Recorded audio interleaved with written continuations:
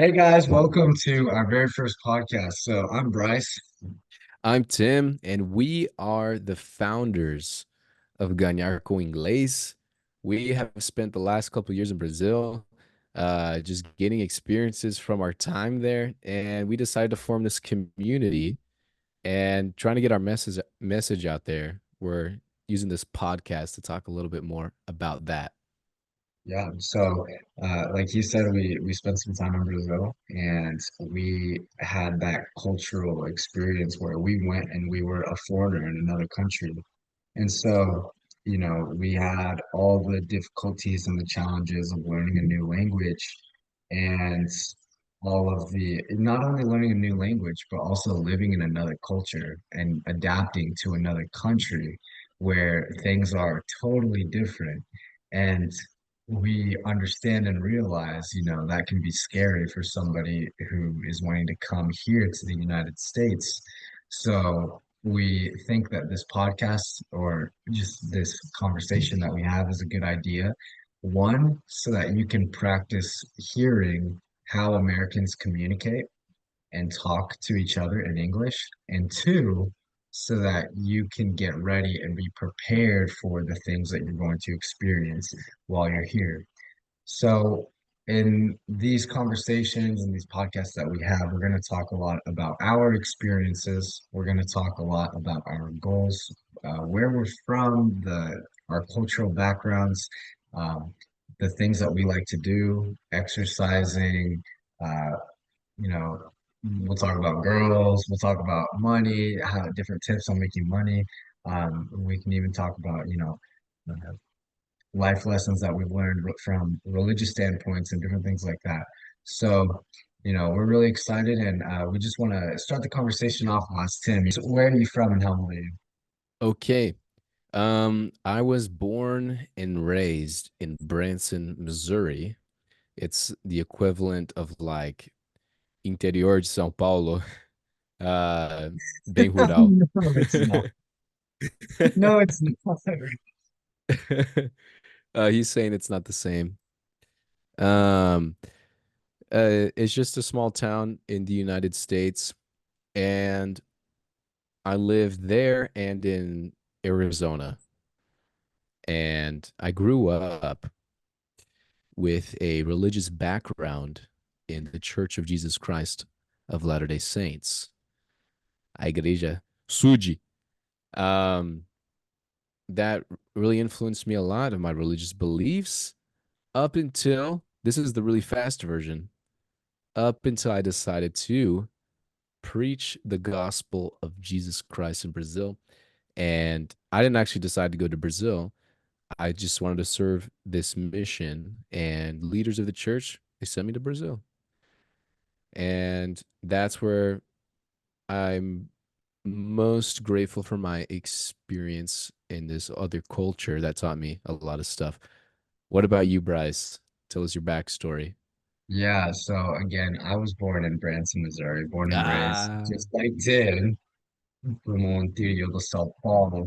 Just kidding. I don't think it is. It is a small town. So if, you know, a lot of Brazilians, they only, the cities that they know is Los Angeles, Miami, or New York, or Orlando. Yeah. Well, Uh, the cultures are so different that interior dos Estados Unidos is going to be so much different than anything in Brazil, even interior of Brazil, but it's just a little different. yeah, yeah. And we'll get into like the cultural differences in different parts of the United States as well. But yeah, I was born in Branson, Missouri. Um, I'm a mixed race, so my dad is white and my mom is originally from Mexico. And so growing up, I had two different perspectives, right? I had we would go with my white family one Sunday afternoon to go eat lunch with everybody, and then the next week we would go with the Mexican family, and we would go eat tacos on a Sunday afternoon. And it's a very so from a young age, I had the knowledge of like just how cultures vary. because I knew that, oh, my white family does this, but my Mexican family, they don't do that. They do that like a different way. And uh and so I've always been fascinated by that. Okay, well, that's just two cultures, but there's so many different, countries and different cultures, different people in the world. How does everybody, do things differently? What different types of foods are there? What uh you know, what's the thought process on different things? And and so like Tim, we grew up in the same church, Iglesias, please. And like him, I decided to go and sign up to serve like as a missionary. And the church sent, I didn't choose where to go, but the church sent me to Brazil. And so I got to spend some time there and live there and figure out what it was like to be a foreigner in another country. And it was just such a good experience, and I loved it. And everybody that because after we both got back, we shared our experiences, and everybody that we met seemed to really have a desire to learn English or to just kind of know more about the United States and what the culture is like and what to expect, uh, so that they can know better, like if learning English and potentially moving abroad was something that they wanted to do. So we were like, hey, why don't we just start, sharing our experiences, and we can easily teach English because we would teach English classes while we were in Brazil the entire time. So it was a lot of fun, and we were excited to start this podcast. So Tim, so you grew up in Branson, and you said that you spent some time in Arizona. So you were saying that the culture is different in different parts of the United States. Is the culture different in Branson and in Arizona? Yeah, so the culture difference um, even varies from state to state in the United States. You can tell just by the way that uh, people dress themselves or the way that they behave. There's different cultural nuances that um, you can perceive. So that's what kind of fascinated me with other countries as well. Um, and deciding to serve a mission, I really wanted to go abroad, be a foreigner somewhere else, because I just kind of wanted to get a taste of a different language and a different culture entirely.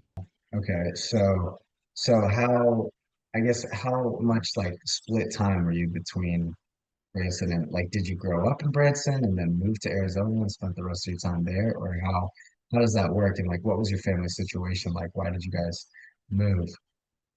So I grew up moving back and forth from the two places, living in basically two homes my entire life because of my family business.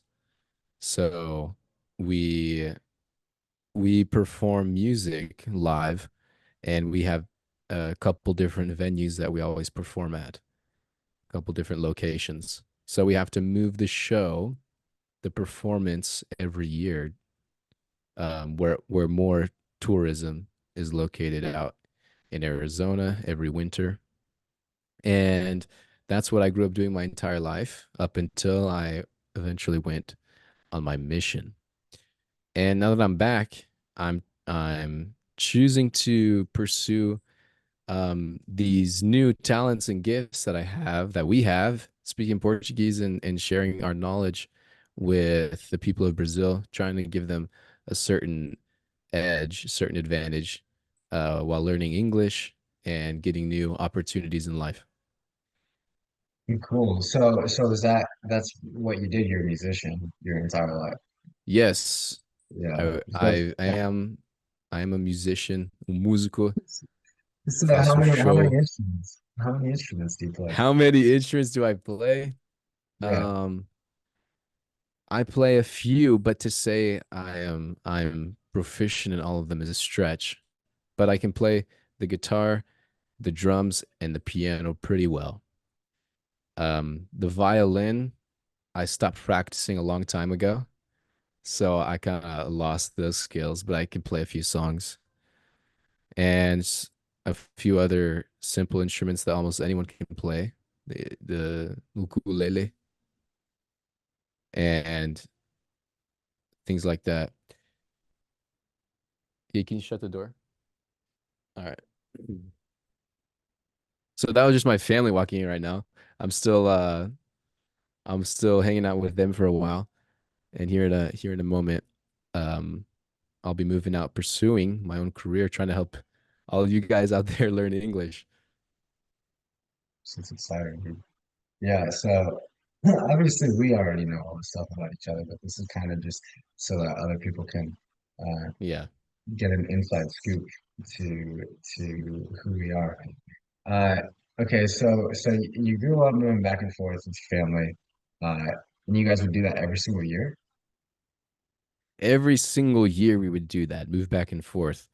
Um, that's the kind of lifestyle I have. But for those of you listening at home, it's basically the equivalent of like going out to live at your grandma's for like a winter, like a few months. Like, oh, I heard all the time in Brazil while we were there. Um, no, he just went to go live for 6 months at his grandma's house, and that was bizarre to me right? because Right. usually here in the U.S. we stay with our parents, but a lot of times, understandably, in Brazil, that isn't always the case. The family dynamic is a little bit different. Yeah, yeah. So usually here in the U.S., it's a little bit um, you don't see as much intermingling if with like the kids and their aunts and uncles and the grandparents. Like you won't send your kid to go stay with their uncle for 3 months out of the year. Most Right. families aren't that close here in the US. Obviously, with Tim's family, it's a little bit different because they're all in a show together and they're all Yeah. pretty close. But like in my family's close, but we're, on my white side of the family, we're an American family. And so it's just not culturally normal for that to happen, for that to, hey, can you take care of my kid? Yeah, yeah, he'll just live with you for like 4 months. And, that's, that's not a thing here. That's weird Yeah. to think Yeah. about. But even I noticed also in a few families in Brazil, um, people that aren't even related will stay together, and there'll be kind of like this community, kind of helping each other out, offering a place to stay to their friends, close friends that are basically family, uh, which I guess could be a really great uh, blessing, a real advantage for people who are in a tough spot that need some place to stay. But that is just culturally strange in the United States, for young people who are still in school. It's really strange to see some kid who doesn't live with their parents, or at least one parent. But what I perceived is very common for someone to be living with their avó Yeah, yeah. for The compound lifestyle there is very popular. yes, compound lifestyle. It's We'll put a normal. name on I it, guess where that that's basically the whole that's family in one thing. That's one thing that I picked up on while I was there. I was like, oh, shoot, this isn't a bad idea. Just get everybody together living in a compound. Like, obviously, you don't need to all be in the same house at the same time, but you can have, a piece of land and everybody has their own houses and everybody's just there together. It keeps the family close. Here in the United States, we don't have that like family centered lifestyle as much as you have in Brazil.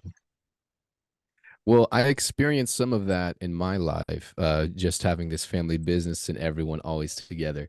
And there are pros, yes, to having that community living in the compound, but there But are so many cons as well. It's tough to have a little bit of privacy sometimes. Like you can't hear it through the mic, but there's actually somebody singing right now, having a voice lesson, um, which is just goes to show the kind of situation that all of you are familiar with in Brazil. where you're trying to work on something, maybe do your homework at home, but there's always somebody around you. Um, and you want a little peace and quiet sometimes. For example, I'm trying to work on these projects that I have building the English learning community, but there are so many people around me at all times that uh, I need to find a place to work on all of this. Yeah, yeah, it can definitely yeah, space is definitely a factor. And for somebody who like my roommate right now, he grew up as an only child. And it's just the two of us. We live in a house together. And he is extremely um dependent, or not dependent, but just he values his personal space much more so, like he would not survive in Brazil, is what I'm trying to say. Yeah, like he's like, I need Definitely not. privacy, like don't bother me from this time to this time. Like I, you know, like, hey, sometimes I just want to be left alone. In Brazil, it's not, you can't, you don't have privacy. You've got the door to your bedroom open all the time. You got your cousins coming in, jumping on the bed, and that it's just the mindset is way different. Yeah. And so And I admire that too about Brazil. Um, that I believe that has a huge impact, this environment where you're surrounded by people at all times. That is a positive impact on being such a warm and welcoming person, that you have communication skills. You can talk to anybody. There are so many Americans that value their privacy so much that they kind of shut themselves off from the world. And I believe that has an impact on the way that people are so cold towards one another because they're too preoccupied. They're too worried about their privacy and what others will think of them rather than just going up and talking to somebody. right, right. And that was like going there, that was something that was really weird at first, like to get Yeah. used to, because you would be in the grocery store and the person behind you waiting in line to check out would start up a conversation with you. And then by the end of the 5 minute exchange that you have, you would get invited to their cousin's birthday party that was happening that night. And you're like, Yeah. I just met this person. This would never, never, not in a million years happen in the United States, you know? And so that's a big thing here is like whenever Americans think of Brazilians, they think like very warm, like open, friendly people. Um, there is no animosity or any like hatred there. Like that's like one of the number one things besides carnival and soccer and football. That just like Yes. nice people is one of the top things that Americans think of whenever they think of Brazil. Yeah. We did a little bit of research on that already, talking to random people in the United States, Bryce and I, just to get an idea of what people think of Brazil. Honestly, Americans don't know a lot about Brazil, but they do know about Rio de Janeiro, Rio de Janeiro. They know most of them know that Brazilians speak Portuguese, but a large number still think Brazilians speak Spanish. And they also know that Brazilians are warm, colorful, open people. Oh, but another thing to take note of is that Americans are also the stereotype of like being ignorant whenever it comes to other countries is very true. Uh, Yeah, yeah, if you come here, you will more than likely be if you go to any place other than Florida, California, or New York, where there is a lot of immigrants. If you go anywhere in the interior, like where we're from, Branson, Missouri, um, people will call you Mexican yeah, because yeah, anything south of Texas is Mexico. So, so yeah. everybody will call you Mexican. Oh, he's Mexican, and you'll say, "No, no, I'm Brazilian." But they'll be, "All right, Yes. yeah, Brazilian," but then they'll be talking about you to somebody else, and they'll be like, "Who was it? The Mexican dude?" And that other person will be like, "Oh, yeah, I know who it is," but they're talking about you, the Brazilian guy, and So they are there can be some times where Americans are ignorant to the True. just not knowing other countries. Right. Right. And interesting that you use that word, ignorant. Um, Literally in English, that kind of just means lack of knowledge.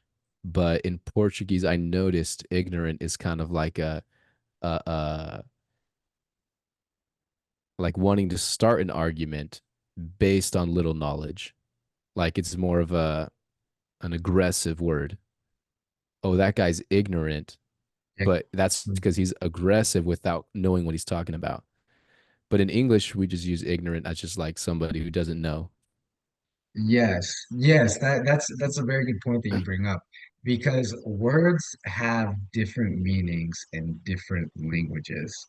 One piece of advice that I was Even if they're basically the same word, the same root, they should have the same meaning, but due to the pass of time, they don't. right, right, and so one piece of advice that I was given whenever I was learning Portuguese was forget how to learn English. Or not forget how to learn English, but just for, like forget, don't look at learning a new language as if it's something just completely new. So don't use any of the information that you know from speaking English. Just focus on, okay, here is this now if it doesn't, don't translate it to English. If it doesn't make sense in English, it's just going to frustrate me trying to speak it in Portuguese. So the best way that you can do is literally just start from ground zero with no prior knowledge and just allow it to make sense.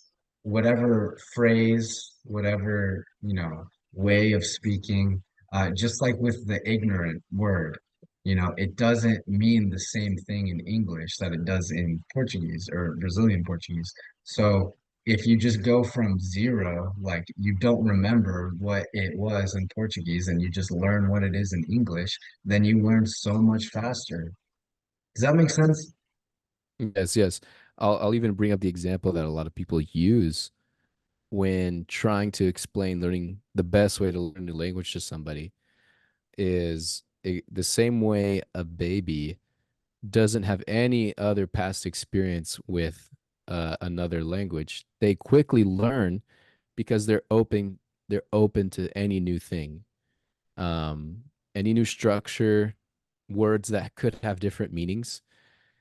A big failure we make, not we specifically, but a lot of people, is they take a super grammatical approach to learning a new language and they end up hurting themselves because they try to relate it to the language they already know.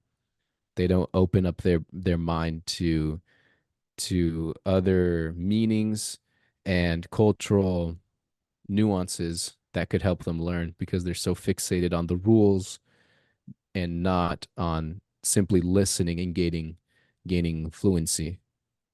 Right, right. Like, for example, the phrase, a bailada tava com muito pouco gente. That makes no sense. If you translate it to English, that makes no sense at all. But it makes It's sense in crazy. Portuguese. It just stop trying to wrap your brain around it. Yeah, it doesn't make sense because you're using that what we call in English the oxymoron, where you take two words that are completely opposite. It exists sometimes in English as well, this figure of speech, but muito pouco, muito That pouca doesn't gente make sense in English at all. But makes very yeah, little sense. so whenever you come to the US, just forget everything that you know. Well, forget what you think you know. Don't try to make sense of phrases. If people say something, just go with it and figure out what it means, but don't figure out why it means what it means, because I then would, you're never yeah, going to find out.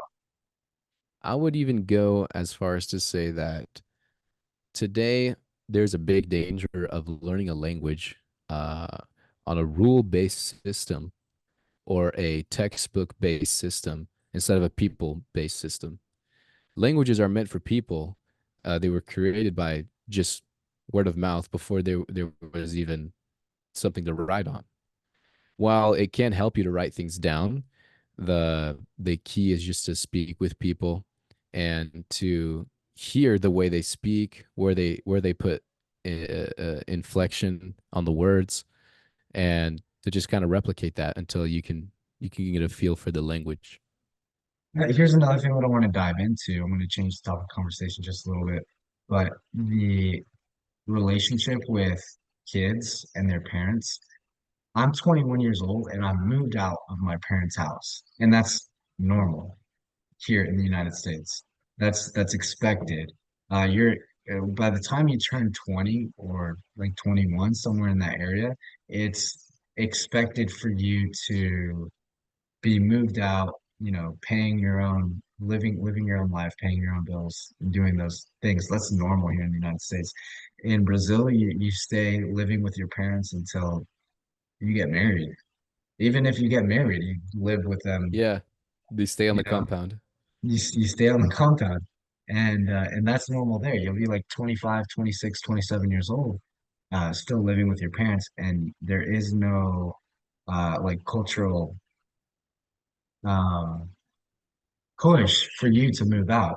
Here in the United States, it's something that's like, oh, if you say I'm 21 years old and I'm living with my parents, it's like it's seen as a negative. It's like, oh, what really? What's wrong with you? Like, why? Yeah, it's a huge a huge shame on you and your whole family Yeah, if you're still 21 years old living at your parents' house like me.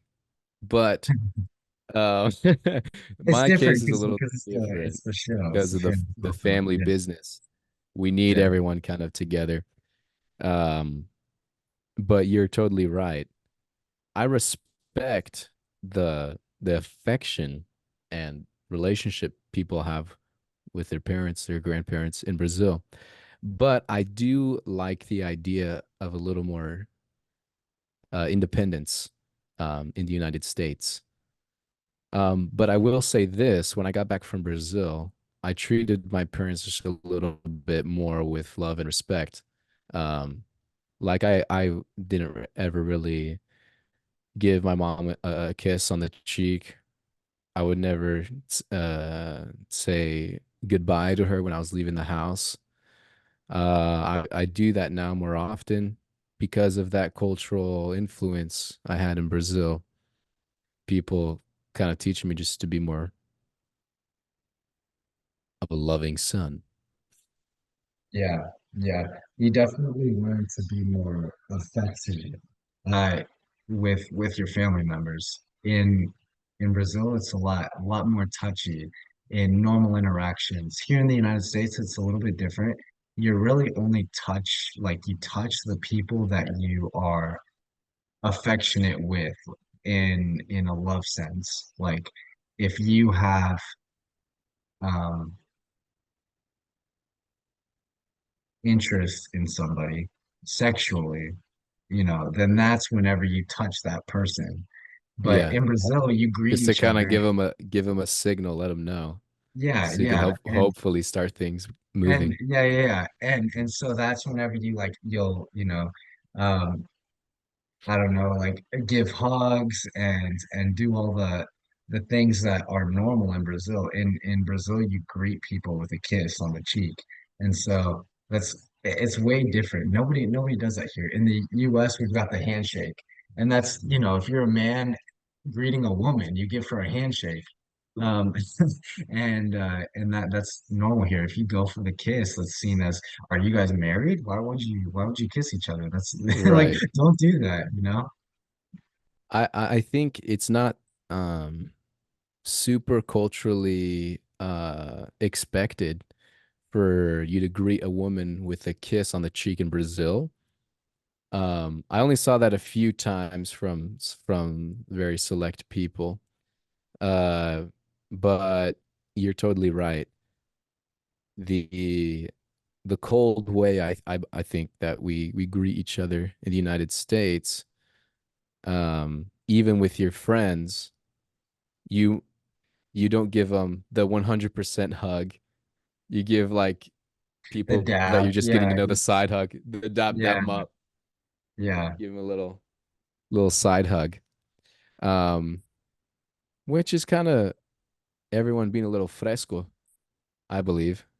Just imagining a sort of wall, uh, uh, uh, a barricade that doesn't exist, but people create this thing socially between themselves. Yeah, yeah, yeah. Okay, guys. So this right here is just an example of what we want to build off of what we were talking about. Like you can't translate directly. So this is one of our friends inside of the community, an American who lived in Brazil. And he just typed this out and gave an example. Um, and Tim's gonna read it and just show you guys that the translations is something that you're not going to be able to translate directly. You have to just forget what you're taught, what you know. Okay, so this is a question that we got in our English learning community. Um, Andrew says, when I was in Brazil, there were many times I would try to translate a phrase from English and get confused looks. After a while, I learned some phrases in Portuguese that tem nada a ver with English if translated directly. For example, não vale a pena, which translated directly would be, it doesn't value the pity. In English, that doesn't make a lot of sense, but we have a similar phrase, not worth it, which would translate closer to não vale aquilo. Are there any phrases you guys can think of that would translate to English or vice versa? Also, any phrases that don't translate but have a similar phrase in English? All right, this is a very good question and directly relates to what we were talking about earlier. When Andrew, apparently, when he started learning Portuguese, he was translating from common phrases he knew in English into Portuguese, which don't make a lot of sense. Yeah, here we go. Yeah, right here, so you can see um, what he's like. So this is inside of our community here, and he just asked this question.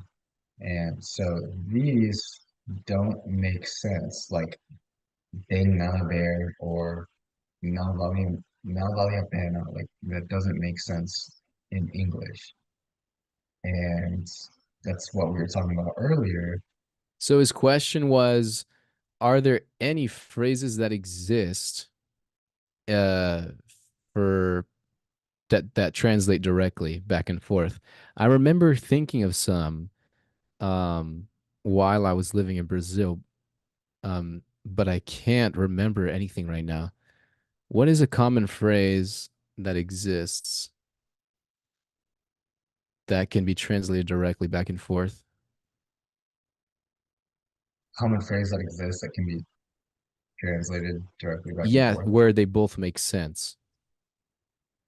Oh, see, now that's something that's actually hard to do because not a Yeah, lot of them make sense back and forth. that's a little trickier. Yeah. What are some things that we say all the time in Portuguese? Graças a Deus. Graças a Graças a Deus. Deus. That So I that guess translate well. That that translate well. translates well. Thanks to Um, God. mhm. Um, but the way they use it in Brazil isn't equivalent to how we use. We shorten it actually in English, saying "Thank God, thank God, this happened or that happened." But it's a little more complete the phrase in Portuguese. I think "Graças a Deus," thanks to God. Right. And yeah, I can't think of any direct translation that's like spot on, just off the top of my head, because it really isn't. And I guess that's just a good thing for you guys to know is like, really, really, you're not going to have any direct translations. And so Go ahead and get that out of your mindset from the get-go. From the get-go. That's Yeah. GET space go. That's a whole other phrase in English that what pega vai from the pega vai. Like that makes no sense in Portuguese. Yeah. Get-go. Can't even begin to think of how to translate that. But Right, basically the key point is open up your mind. Don't be so dependent on using what you're familiar with. But I will say, be courageous. Try new things. See if it will translate. Say what you know before giving up and opening your phone to Google Translate. Always try saying what you know first, and people will help you and correct you, and that'll always stick in your mind, and you'll start to remember the rules. Um, Rather than if you always open up Translate, then your your learning progress will be slowed a lot. right, right. Um, so basically just don't be afraid to fail. Don't be afraid to say the wrong thing. America is a lot like Brazil in the sense that it is a country full of people from different countries. And so people here are understanding whenever you don't speak English in the proper way. But Americans are do get upset whenever you refuse to speak English.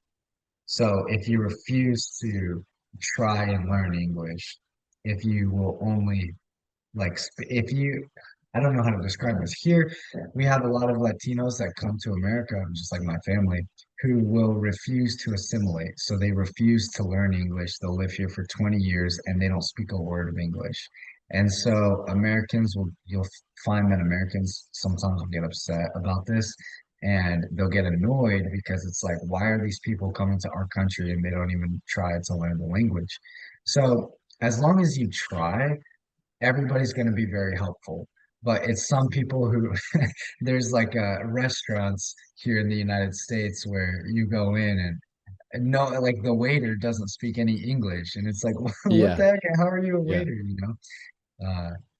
And so yeah, I think also it's the polite thing to do when you end up moving to another country. Uh, why would you limit your possibilities and opportunities by not learning the language there? If you're gonna right, move there, right. expose yourself to the language and you'll have more It, success. if you think that that's mean that Americans will get upset with you for not trying to learn English, imagine if Americans went to Brazil and refused to speak Portuguese and only spoke in English, like all over the place. Like it'd be annoying. It'd be like, what are you doing here, bro? Come on. It is, as they say, uma falta de educação. I'm a If you fucking idiot. walk around speaking English, it is kind of what I was taught is in Brazil is that it is rude. It is rude to do. Rude. So basically, wherever you go, try your best to expose yourself to the language and try. And people will be a lot more receptive and helpful towards you, and you'll end up having a lot more success. Yes, you will.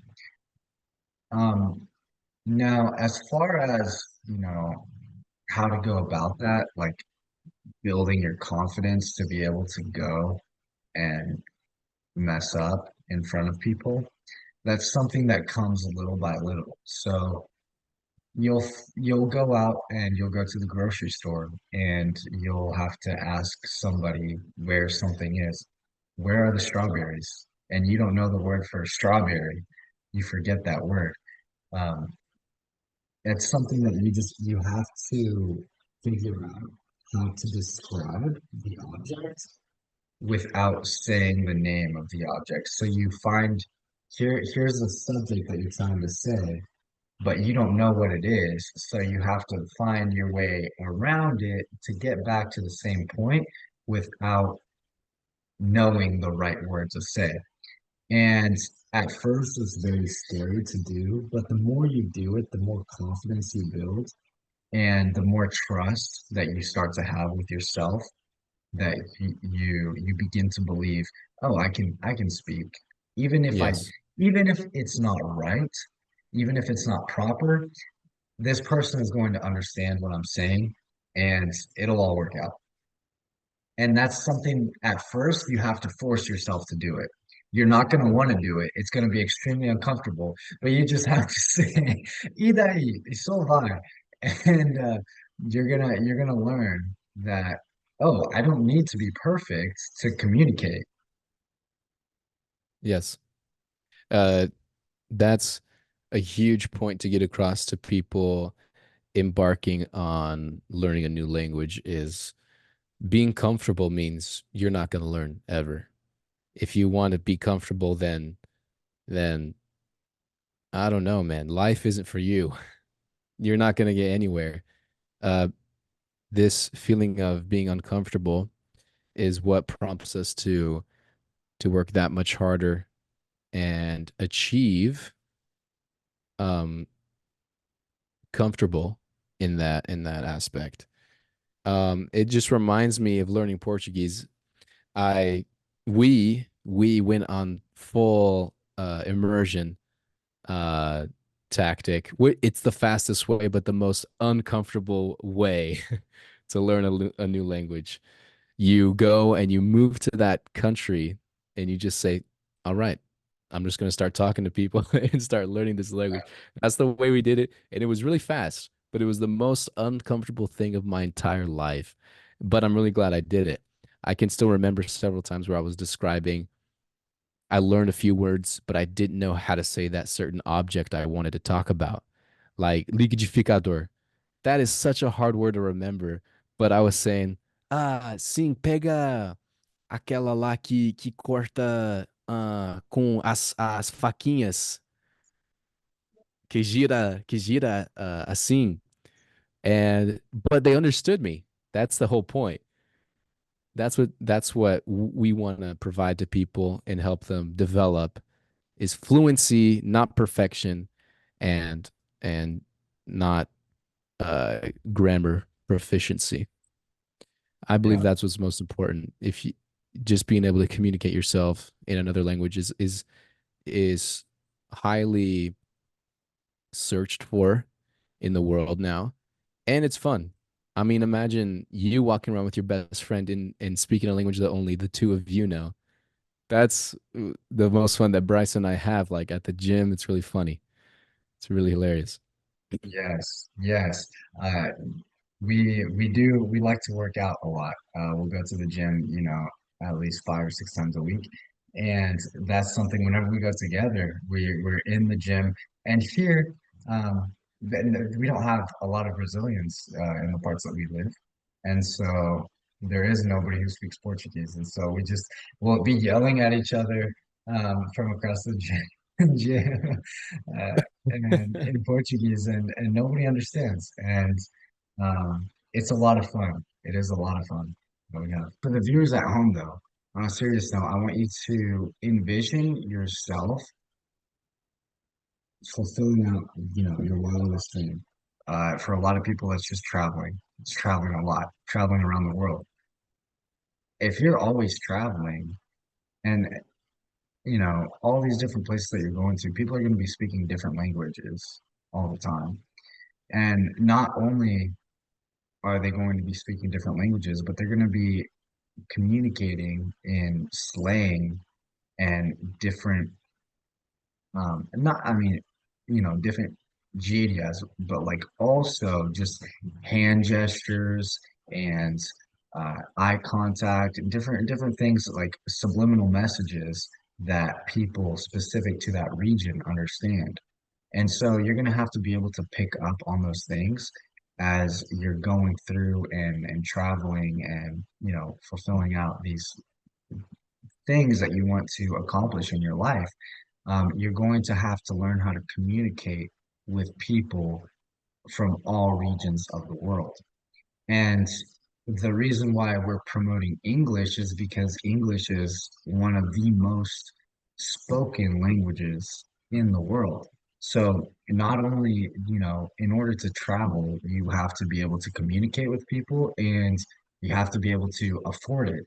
So you have to be able to have a job and set money aside, enough money to where you can go and do these things, broaden your view on the world, meet different people, grow as a person, and hopefully from that, you can discover some new things about yourself or about, a new hobby that you never would have known unless you had taken that risk and left your hometown or your home country. Yes. Just we can talk about this all day, but I love sharing real examples. Um, Even in my city in Arizona, I was walking around the other day and I ever since I left Brazil, I love just start talking with people on the street, just like starting up random conversations. It's a good skill to have and just kind of takes you out of your comfort zone that day and makes you feel better, a lot more confident. And I ended up meeting this girl and we started talking. I didn't notice her accent at first, but she did have just a little bit of a Latina accent. So I ended up meeting this girl from Venezuela. While I was talking to her, her English was so good. It was so good that I didn't pick up on her accent at first. But after a little bit, I could tell that she was from a different country. So I asked her, "Where are you from?" She said, "I'm from Venezuela, but now I'm a model here in the United States." And that blew me away. Obviously, she was really pretty, but she moved from Venezuela and started a new life in the United States, and she was a model. So I asked her, "What do you think learning English had to do in your process of starting this new life?" And she gave me just a really surprising response about um how once she decided to apply herself just to learn English, she got so many new opportunities. She was able to communicate herself with modeling agents so that she was able to find work and discover that she really has a passion for this and has a lot of abilities for modeling.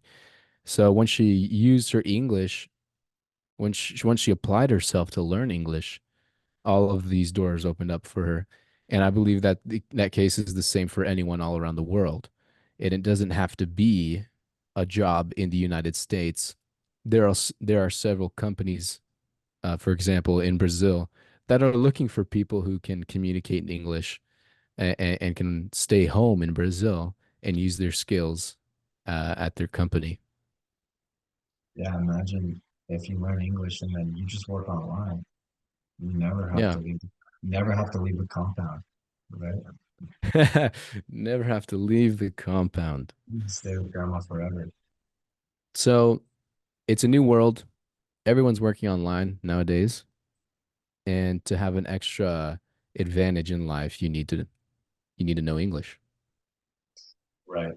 Um, and that's, obviously just English alone isn't going to get you a job. But if you have some sort of skill, say you, design websites or you know how to fill out government paperwork or you know how to um, connect people, you're very good, socially, like you can connect this person. You in the past you've connected this person to this person and you help them, grow a relationship and agreement where they either are benefit from it, from a business perspective. If you have these certain skills and then you learn a new language, you just open up the door to an insane amount of new prospects, new potential clients. And so combining your skills with a new language is going to open you up to millions, if not billions, of more people that you can work with. Yeah, exactly. And in other words, you'll be able to ganhar com inglês, ganhar na vida. Got him. Ganhar. So, so you're gonna need someone to practice with, someone who is willing to teach you and to train you on your English and correct you when you make a mistake, and that's okay. Um, so if you are not already in the online English learning community, Ganhar com Inglês, we suggest that you go there as soon as possible. We're gonna have a link in the description of this video Yeah, and a link it's completely free. Go ahead completely and free. sign up. We have free English lessons in there for you. But that isn't the important part. The biggest aspect of it is that it is a community of people who are wanting to learn together. So you can ask any question, you can create friends, you can practice speaking in English. Um, it's one of the best opportunities for you to have to get over the fear of failure. And we designed this community for you to be able to make those mistakes, to be able to grow your confidence so that whenever you do end up traveling or you do, you know, um, have that phone call with the business, with the new job, that you will have the confidence to be able to speak in English, even if you aren't 100% correct all the time. You know how to communicate yourself and your ideas to another person in a different language. And that's what this community is for. So go ahead and join. It's completely free and get all of your friends to join too who are also wanting to learn English because the more that we communicate in there, the more that we talk, the more that we practice, the faster we learn. Yes, thank you so much for listening to the first episode of this podcast, and we hope to see you guys again soon. Tchau. Ciao. Beijos. Beijo, cheiro. Beijo na bunda. She is from she is from Venezuela. And why are you My bad. let me start this again.